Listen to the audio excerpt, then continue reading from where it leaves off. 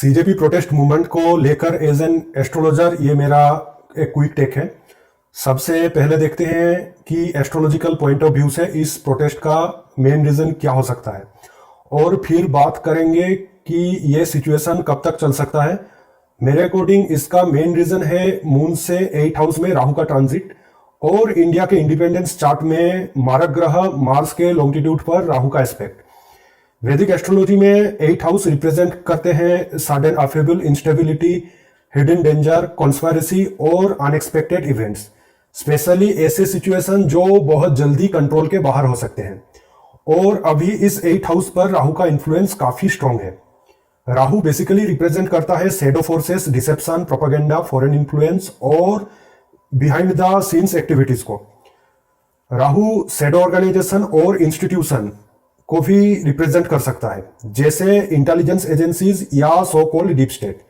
अब यहाँ एक इंटरेस्टिंग पॉइंट है, अगर आप इंडिया का इंडिपेंडेंस चार्ट देखें तो राहु लगन में प्लेस्ड है, और लगना रिप्रेजेंट करते हैं देश की आइडेंटिटी, लीडरशिप और ओवरऑल डायरेक्शन को। अभी ट्रांजिट में राहु 8th हाउस पे एक्वेरियस यानी कुंभ राशि में है।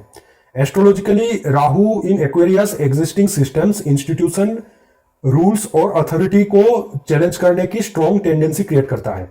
इसीलिए कमिंग पीरियड में स्पेशली मिड अगस्त तक लॉ एंड ऑर्डर मेंटेन करना काफी डिफिकल्ट हो सकता है।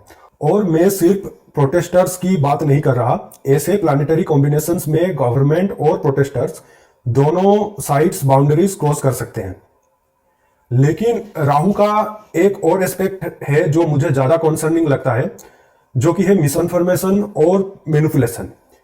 राहु का strong connection technology, digital networks, evolution, propaganda और मास साइकोलॉजी के साथ माना जाता है।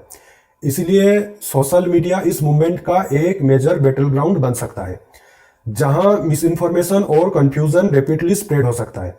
एस्ट्रोलॉजिकल पर्सपेक्टिव से एक्सटर्नल फोर्सेस, चाहे फॉरेन इंटेलिजेंस एजेंसीज हो या so called deep state, India के इंटरनल डिविजन्स को एक्सप्लॉइट करने की कोशिश कर सकते हैं। और इसी वजह से मैं इस सिचुएशन को सिंपली गवर्नमेंट वर्सेस प्रोटेस्टर्स के पर्सपेक्टिव से नहीं देखता। Right now there are no clear good guys. मेरा सबसे बड़ा कंसर्न 25 जुलाई से मिड अगस्त तक का पीरियड है। एस्ट्रोलॉजिकली इस पीरियड में प्रोटेस्ट और ज्यादा स्प्रेड हो सकता है, साथ ही sudden violence, civil unrest, terrorist activity का या किसी डिसरप्टिव सिक्योरिटी रिलेटेड इवेंट का रिस्क काफी ज्यादा है। सबसे अच्छा आउटकम यही होगा कि गवर्नमेंट सिचुएशन को सिर्फ लॉ एंड ऑर्डर इशू की तरह हैंडल ना करे, बल्कि जेन्युइन रिफॉर्म्स भी लाए, स्पेशली गवर्नमेंट एग्जामिनेशन में क्वेश्चन पेपर लीक्स और करप्शन जैसे इश्यूज को एड्रेस करने के लिए।